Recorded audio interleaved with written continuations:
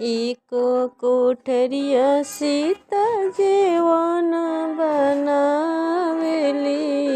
एक कोठरिया सीता जेवन बनावेली।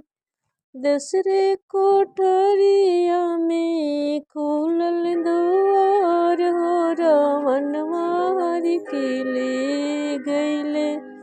सीता हमार हो रावणवा हरि के ले गईले।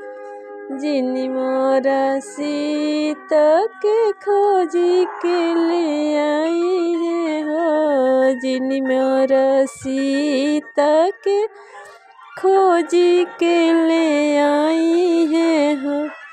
उन्हीं के देवया अयोध्या के राज हो रावणवा हरि के ले गईले। सीता हमार हो रावणवा हरि के ले गईले।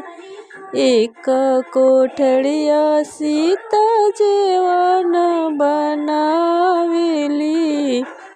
एक कोठरिया सीता जेवन बनावेली।